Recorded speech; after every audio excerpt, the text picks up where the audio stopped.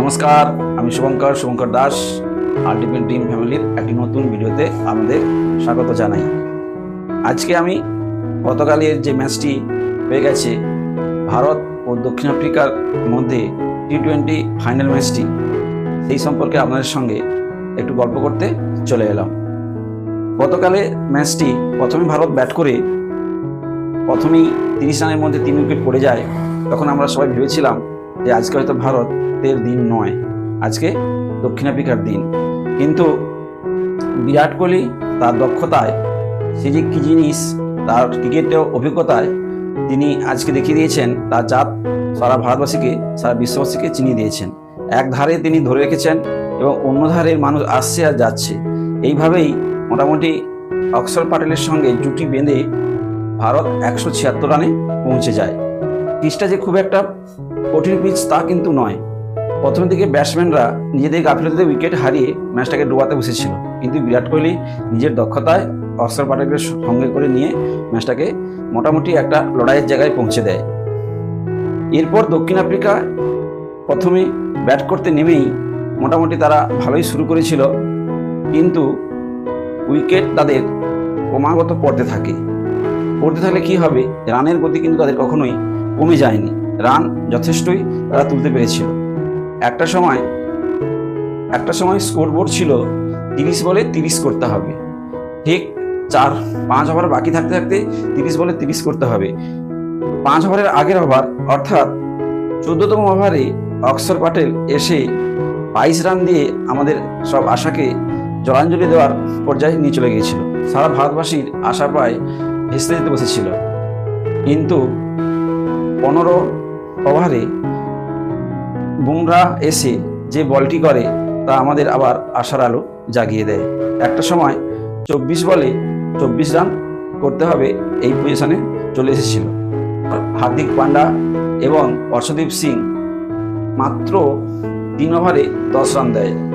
একটা সময় তখন চলে আসে ওদের রান করতে হবে লাস্ট ওভারে 6 বলে 16 রান। তখন একটা আশা জেগেছিল যে আমরা হয়তো জিততে চলেছি। কিন্তু মার্কম যে বাউন্ডারিটা মেরেছিল হার্দিক পান্ডার প্রথম বলেই, অর্থাৎ 19তম ওভারে প্রথম বলে, আর আমাদের সূর্যকুমার যাদব অবিশ্বাস্য যে ক্যাচটি ধরেছিল, ওই ক্যাচটা ধরতে না পারলে হয়তো আমরা বিশ্বকাপটা জিততে পারতাম না। ওই ক্যাচটাই আমাদেরকে বিশ্বকাপ ধরিয়ে দিল। একটা ক্যাচ, একটা বিশ্বকাপ ভারতবর্ষের কাছে পৌঁছে দিল। এর জন্য সূর্যকুমার যাদবকে কৃতজ্ঞতা জানাতেই হয়। তারপর হার্দিক পান্ডা নিজের দক্ষতায় ম্যাচটাকে বের করে নিয়ে চলে গেল। 13 বছরের বিশ্বকাপের খরা গতকাল আমাদের ভারতবাসীর কেটে গেল এবং 2023-এর ওয়ানডে বিশ্বকাপে ফাইনালেও ভারত হেরেছিল। হয়তো অনেকে ভেবেছিল সেই ধারা বজায় থাকবে, কিন্তু রোহিত শর্মা তার উজ্জ্বল ক্যাপ্টেনশিপতে আমাদের এই বিশ্বকাপটা এনে দেয়। রোহিত শর্মা পুরো বিশ্বকাপে খুব সুন্দরভাবে দলটাকে টেনে নিয়ে গেছে এবং নিজেও সুন্দর ব্যাটিং করে যাচ্ছে। রোহিত শর্মা ব্যাট করতে নামলে অন্যান্য দলের বোলাররা লেন হারিয়ে ফেলছে, এটা একটা ভালো দিক। যদিও আমরা রোহিত শর্মা এবং বিরাট কোহলিকে আন্তর্জাতিক টি-20 ম্যাচে আর দেখতে পারবো না, কারণ তারা অবসর গ্রহণ করেছে। একটা বড় ফাঁকা হয়ে গেল ভারতীয় ক্রিকেট জগতে। আমাদের এই যে বিশ্বকাপ পাওয়ার আনন্দ সারা ভারতবাসীতে একটা দীপাবলির উৎসবের মতো শুরু হয়ে গেছে। অকাল দীপাবলি পালন হচ্ছে ভারতবাসীতে।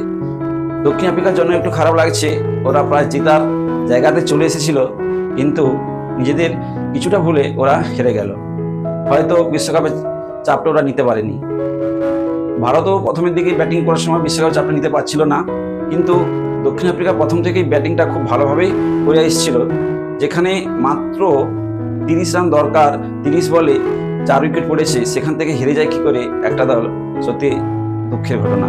দক্ষিণ আফ্রিকার বাসীদের কাছে সমবেদনা জানানোর কোনো ভাষা নেই, কিন্তু ভারতবাসী হিসেবে এতে আমরা খুবই খুশি হয়েছি এবং আনন্দ পেয়েছি। আশা করি আপনারাও খুব খুশি হয়েছেন, আনন্দ পেয়েছেন। গোটা ভারতবর্ষে সব ভারতবাসীরা আমরা খুবই আনন্দিত। এর জন্য টিম ইন্ডিয়াকে অসংখ্য ধন্যবাদ জানাই। আর কি বলবো, যদি আমার ভিডিওটি ভালো লেগে থাকে একটা লাইক, শেয়ার, কমেন্ট করবেন। দেখা হবে পরবর্তী একটি নতুন ভিডিওতে। ততক্ষণ ভালো থাকুন। নমস্কার, টাটা, জয় হিন্দ, বন্দে মাতরম।